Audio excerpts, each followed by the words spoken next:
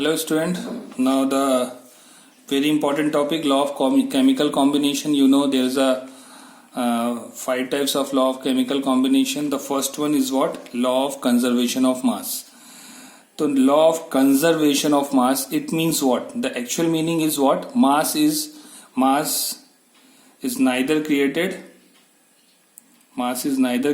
nor destroyed in ordinary chemical and physical changes. Okay, mass is neither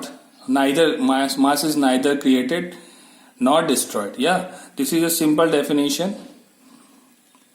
Now in this case, this is very important topic. In this case, the law of conservation of mass, in any chemical reaction, total mass of reactant on left hand side is equals to total mass of product on right hand side is always equal.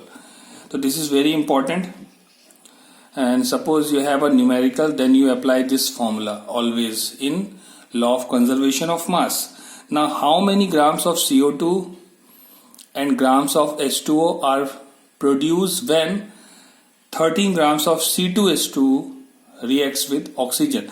So now here reaction is already balanced. This is a combustion reaction, but suppose the question is given, then you first you write down the equation, then after you balance this equation, because in an examination there is no given chemical reaction. So then first you read this question carefully or concentrate, then after you find the chemical reaction. Now already reaction is balanced here.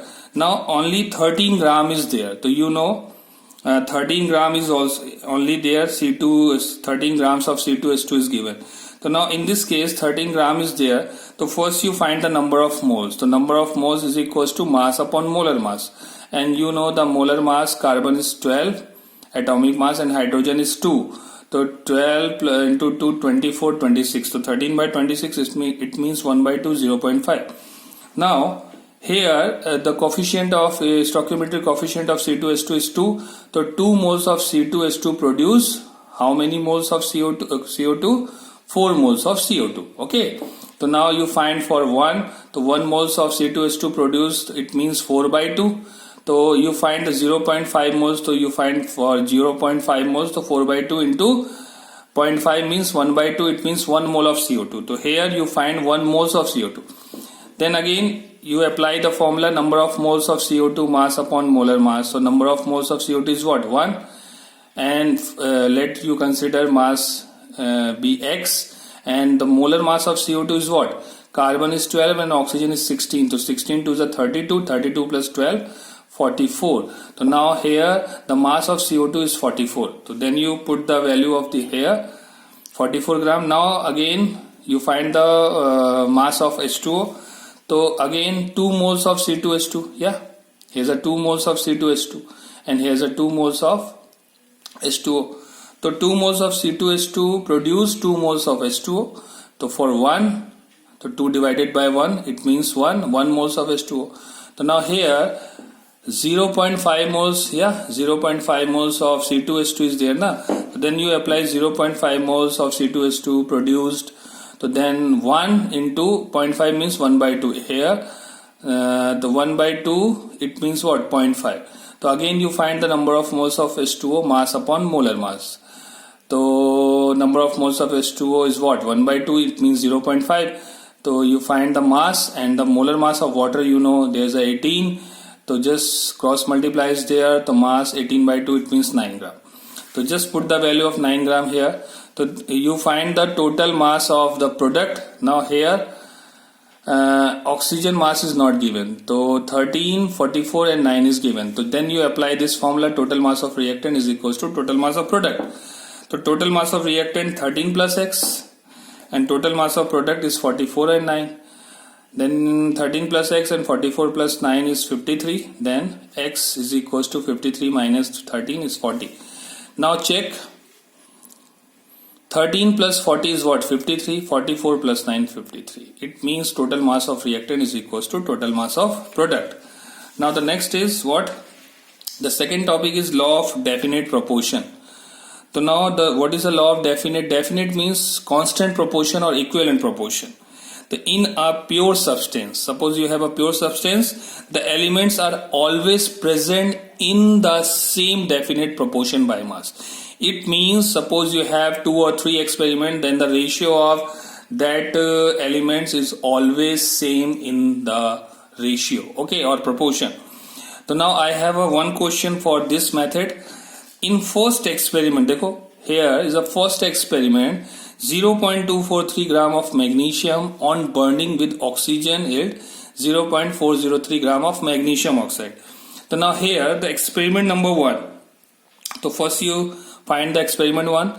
So you have 0.243 gram of magnesium. So 0.243 gram of magnesium is there, and 0.403 gram of magnesium oxide. So here 0.403 gram of magnesium is there. Okay, so just you find the mass of oxygen.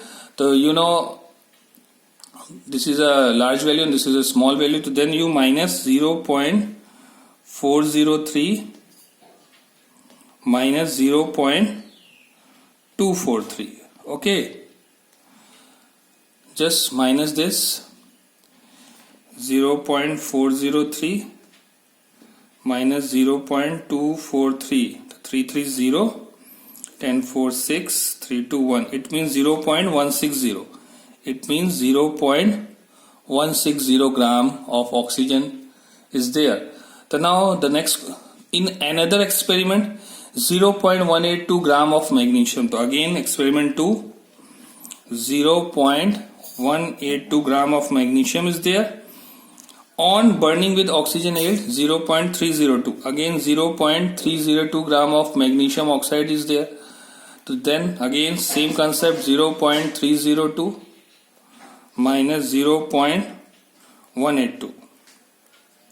Then you solve 0.302 minus 0.182. So 2 to 0, 10 with 2, 0.120. Yes, 0.120.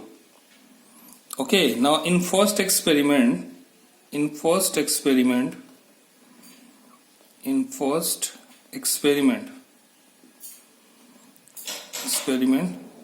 the ratio of magnesium and oxygen, yeah, you find always the element ratio. So magnesium is what? 0.243 and the oxygen is what? 0.160. Now here the ratio of this 3:2.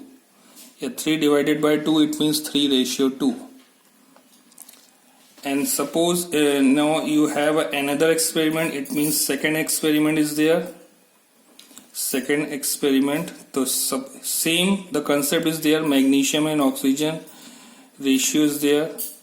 Magnesium is what? 0.182 and the oxygen 0.12. The same, again the same ratio you find. It means this law illustrates the law of definite proportion. Thank you, student.